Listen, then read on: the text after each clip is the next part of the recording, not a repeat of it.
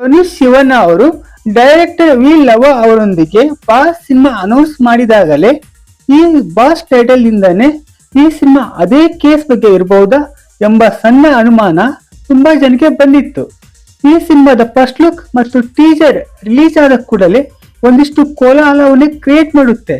ಇದು ಪಕ್ಕಾ challenging star Darshan ಅವರಿಗೆ ಸಂಬಂಧಪಟ್ಟ ಕತೆ ಮತ್ತು ರೇಣುಕಾಸ್ವಾಮಿ ಮರ್ಡರ್ ಕೇಸನ್ನೇ ಬಾಸ್ ಸಿನಿಮಾ ಮಾಡ್ತಾ ಇದ್ದಾರೆ ಅಂತ ವ್ಯಾಪಕವಾಗಿ ಚರ್ಚೆ ಆಗುತ್ತೆ. ಆಮೇಲೆ ಈ ಸಿನಿಮಾದ ಬಗ್ಗೆ ಕೋರ್ಟ್ ಮೆಟ್ಟಿಲೇರಿದ ದರ್ಶನ್ ಫ್ಯಾಮಿಲಿ ವಾರ ತನಕ ಲೀಗಲ್ ಫೈಟ್ ಮಾಡಿ ಸೋತು ಆಮೇಲೆ ಕಾಂಪ್ರಮೈಸ್ ಆಗಿ ಈ ಸಿನಿಮಾ ಬಿಡುಗಡೆಗೆ ಓಕೆ ಅಂತಾರೆ.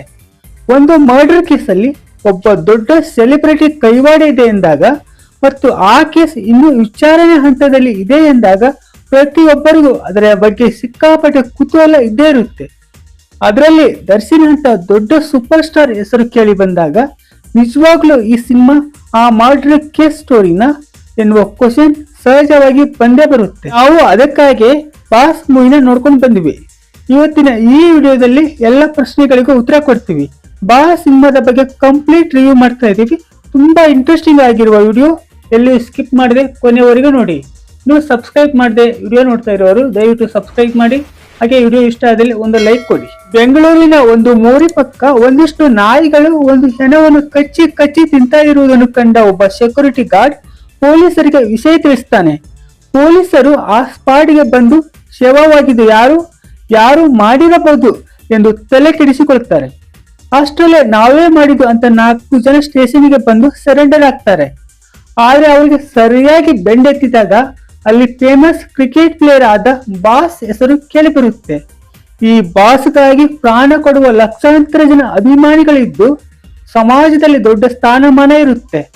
ಬಾಸ್ಗೆ ಮದುವೆ ಆದರೂ ಕೂಡ ಆತ ತುಂಬಾ ಪ್ರೀತಿಸುವ ಶೀಲಾ ಗೌಡ ಎಂಬ ಪ್ರೇಯಸಿ ಇರ್ತಾಳೆ. ಒಂದು ಮೊಬೈಲ್ ಶಾಪ್ ಅಲ್ಲಿ ಕೆಲಸ ಮಾಡುವ ಶಿವಸ್ವಾಮಿ ಎಂಬುವನಿಂದ ಈ ಶೀಲಾ ಗೌಡಗೆ ಕಂಟಿನ್ಯೂ ಆಗಿ ಕೆಟ್ಟ ಮೆಸೇಜ್ಗಳು, ಫೋಟೋಗಳು ಆಗಾಗ ಬರ್ತಾನೆ ಇರ್ತವೆ. ಜೊತೆಗೆ ಕಾಲ್ ಮಾಡಿಯೂ ಸಹ ಕಿರಿಕಿರಿ ಕೊಡ್ತಾ ಇರ್ತಾನೆ. ಇದರಿಂದ ತನ್ನ ನೆಮ್ಮದಿ ಕಳೆದುಕೊಂಡು ಭಯ ಆತಂಕದಲ್ಲೇ ಬದುಕುವಂತಾಗುತ್ತೆ.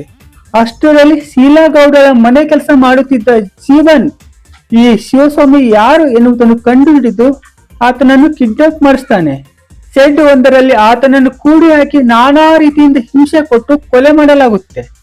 ಈ ಕಥೆಯನ್ನು ಕೇಳಿದಾಗ ಅಥವಾ ಈ ಸಿನಿಮಾ ನೋಡಿದಾಗ ಯಾರಿಗೇ ಆದ್ರೂ ಇದು ಪಕ್ಕ ರೇಣುಕಾಸ್ವಾಮಿ ಮರ್ಡರ್ ಕೇಸ್ ತರಾನೇ ಇದೆ ಅಂತ ಅನಿಸುತ್ತೆ. ಆದ್ರೆ ಸಿನಿಮಾದಲ್ಲಿ ಪಾತ್ರಗಳ ಹೆಸರು, ಘಟನೆ ನಡೆದ ಸ್ಥಳಗಳನ್ನು ಒಂದಿಷ್ಟು ಹೋಲಿಕೆ ಇರುವಂತೆ ಮತ್ತು ಅದು ಎಲ್ಲರಿಗೂ ಸಹಜವಾಗಿ ಗೊತ್ತಾಗುವಂತೆ ಬದಲಾಯಿಸಲಾಗಿದೆ.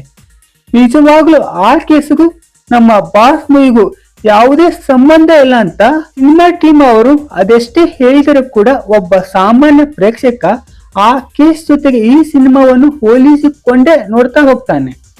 ಬಾಸ್ ಸಿನಿಮಾದ ಕಥಾವಸ್ತು ಒಂದು ದೊಡ್ಡ ಕಾಂಟ್ರವರ್ಸಿ ಸಬ್ಜೆಕ್ಟ್ ಆಗಿದ್ದು ಇದನ್ನು ಸಿನಿಮಾ ಮಾಡುವ ರಿಸ್ಕ್ ತೆಗೆದುಕೊಂಡವರು ಸಿಕ್ಕಾಪಟ್ಟೆ ಪ್ರಾಬ್ಲಮ್ಸ್ ಆಲ್ರೆಡಿ ಎದುರಿಸಿ ಬಿಟ್ಟಿದ್ದಾರೆ.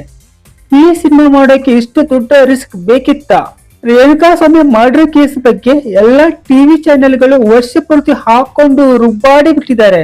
ಅದನ್ನೆಲ್ಲ ಸೇರಿಸಿ ಮತ್ತು ಅದನ್ನೇ ಇಟ್ಟುಕೊಂಡು ಸಿನಿಮಾ ಮಾಡಿರುವ ನಿರ್ದೇಶಕರಾದ ವಿ ಲವ ಅವರು 6 ಮತ್ತು 3 ಒಂದು ಎವರೇಜ್ ಸಿನಿಮಾ ಮಾಡಿದ ಹಾಗಿದೆ. ಬಾಸ್ ಮೂವಿಯ ಫಸ್ಟ್ ಹಾಫ್ ನಿಜಕ್ಕೂ ತುಂಬಾ ಥ್ರಿಲ್ಲಿಂಗ್ ಆಗಿದೆ. ಆದ್ರೆ ಸೆಕೆಂಡ್ ಹಾಫ್ ಅಷ್ಟೇ ಡಲ್ ಆಗಿದೆ. ಸಿನಿಮಾದ ಫಸ್ಟ್ ಸೀನ್ ಮತ್ತು ಲಾಸ್ಟ್ ಸೀನ್ಗಳಲ್ಲಿ AI ಬಳಕೆಯಾಗಿದ್ದು ಅಷ್ಟೊಂದು ಎಫೆಕ್ಟಿವ್ ಆಗಿ ಯೂಸ್ ಮಾಡಿಕೊಂಡಿಲ್ಲ ಅಂತ ಅನಿಸುತ್ತೆ. ಹಾಗೆ ಬ್ಯಾಕ್ ಗ್ರೌಂಡ್ ಮ್ಯೂಸಿಕ್ ಇಂತ ಸಸ್ಪೆನ್ಸ್ ಥ್ರಿಲ್ಲರ್ ಕಥೆಗೆ ತಕ್ಕಂತೆ ವರ್ಕೌಟ್ ಆಗದೆ ಒಂದಿಷ್ಟು ವೀಕ್ ಆಗಿದೆ ಅಂತ ಹೇಳ್ಬೋದು. ಈ ಸಿನಿಮಾದಲ್ಲಿ ನಟಿಸಿರುವ ಎಲ್ಲ ಕಲಾವಿದರ ಅಭಿನಯ ತುಂಬಾ ಚೆನ್ನಾಗಿದೆ. ಬಾಸ್ ಪಾತ್ರದಲ್ಲಿ ತನುಷ್ ಶಿವನ್ ಅವರು ಮಿಚ್ಚಿದ್ದು ಕತೆಗೆ ಅನುಗುಣವಾಗಿ ಆಕ್ಟಿಂಗ್ ಮಾಡಿದ್ದಾರೆ.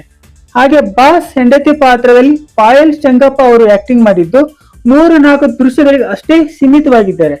ಹಾಗೆ ಇನ್ನುಳಿದಂತೆ ಎಲ್ಲ ಕಲಾವಿದರ ಆಕ್ಟಿಂಗ್ ಸೂಪರ್ ಆಗಿದೆ. ಹಾಗಾದ್ರೆ ಈ ಬಾಸ್ ಸಿನಿಮಾದ ಕತೆ ನಿಜವಾಗಿಯೂ ರೇಣುಕಾಸ್ವಾಮಿ ಮರ್ಡರ್ ಕೇಸ್ ಮತ್ತು ದರ್ಶನ್ ವಿಚಾರಣೆಗೆ ಸಂಬಂಧಪಟ್ಟಿದೆಯಾ ಅಥವಾ ಕಾಲ್ಪನಿಕ ಕಥೆನಾ?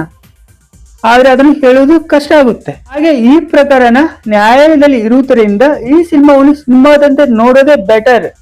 ನಿಜವಾದ ಕಥೆಗೆ ಒಂದಿಷ್ಟು ಕಾಲ್ಪನಿಕ ಕಥೆಯನ್ನು ಬೆರೆಸಿ ಮಾಡಿರುವ ಈ ಕಾಂಟ್ರವರ್ಸಿ ಸಿನಿಮಾವನ್ನು ಆ ಕೇಸ್ ಬಗ್ಗೆ ಇಂಟ್ರೆಸ್ಟ್ ಇರುವವರು ಮತ್ತು ಸಮಾಧಾನಕ್ಕೋಸ್ಕರ ದರ್ಶನ್ ಅಭಿಮಾನಿಗಳು ಒಮ್ಮೆ ನೋಡಬಹುದು. ಇದಾಗಿತ್ತು ಇವತ್ತಿನ ವಿಡಿಯೋ. ಮತ್ತೆ ಮುಂದಿನ ವಿಡಿಯೋದಲ್ಲಿ ಸಿಗೋಣ. ಅಲ್ಲಿ ತನಕ ಟೇಕ್ ಕೇರ್.